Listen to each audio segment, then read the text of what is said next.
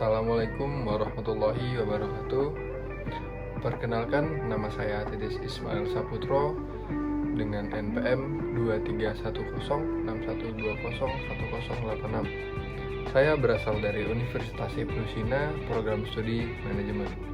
Di sini saya akan menjelaskan tentang pendidikan anti korupsi. Pertama-tama saya akan menjelaskan terlebih dahulu apa itu korupsi.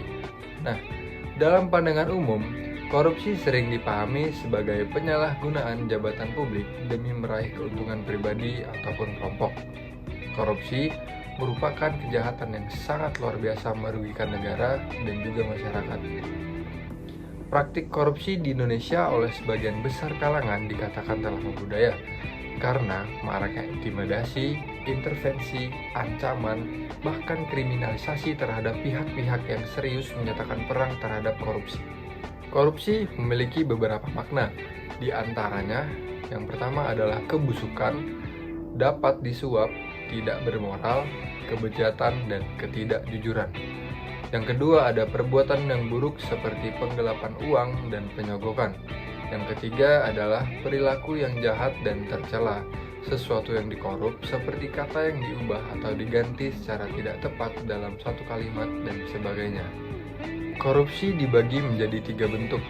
Yang pertama adalah korupsi politik, yang kedua ada korupsi birokrasi, dan yang ketiga adalah korupsi yudisial. Saya akan menjelaskan yang pertama adalah korupsi politik. Korupsi politik ini korupsi yang memiliki tingkat tinggi dan rendah atau korupsi besar dan kecil. Korupsi tingkat lokal dan nasional. Nah, sedangkan korupsi birokrasi adalah suatu perilaku yang dirancang dengan sengaja sebagai perilaku yang menyimpang dari norma-norma yang diharapkan dan dilakukan untuk mendapatkan imbalan material atau penghargaan lainnya. Yang ketiga adalah korupsi yudisial. Korupsi yudisial adalah bentuk korupsi yang terjadi di lingkungan peradilan yang melibatkan hakim dan pegawai di lingkungan tersebut. Lebih dari itu, korupsi yudisial secara luas dapat diartikan sebagai perilaku korup yang terjadi dalam proses penegakan hukum, mulai dari tahap penyidikan, penuntutan, pemeriksaan di muka pengadilan, hingga tahap eksekusi, dan dilakukan oleh aparat penegak hukum, baik polisi, jaksa, advokat, maupun hakim.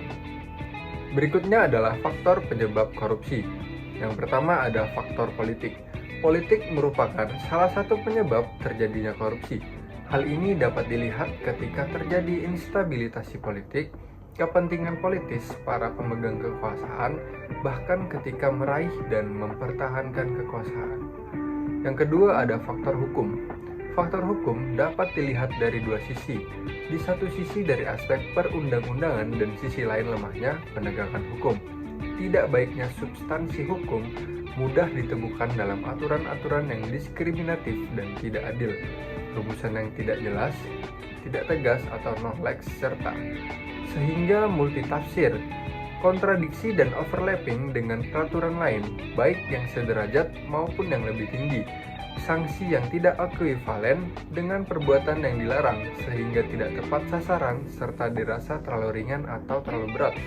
Penggunaan konsep yang berbeda-beda untuk sesuatu yang sama, semua itu memungkinkan suatu peraturan tidak kompatibel dengan realitas yang ada sehingga tidak fungsional atau tidak produktif dan mengalami resistensi.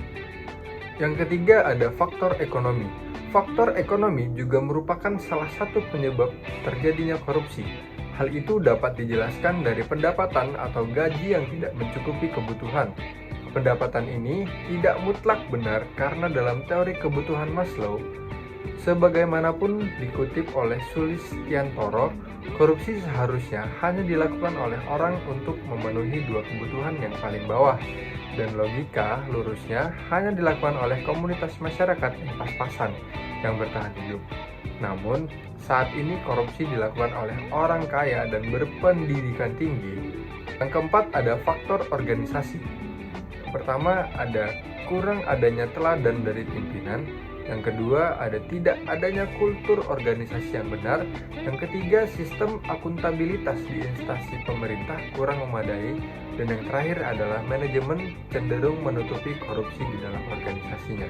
Selanjutnya, saya akan menjelaskan beberapa cara untuk mencegah agar tidak terjadinya korupsi. Yang pertama adalah penguatan penegakan hukum, yang kedua ada peningkatan transparansi, yang ketiga ada pendidikan anti korupsi dengan cara mengajarkan nilai-nilai moral, etika, dan integritas, serta memberikan contoh nyata perilaku yang jujur dan transparan. Yang keempat ada peningkatan kesejahteraan pegawai publik. Yang kelima ada pembangunan sistem pengawasan yang ketat. Yang keenam ada penggunaan teknologi digital. Yang ketujuh ada penguatan peran masyarakat. Dan yang terakhir adalah memupuk nilai-nilai anti korupsi. Jadi, apa sih peran dari pendidikan anti korupsi itu?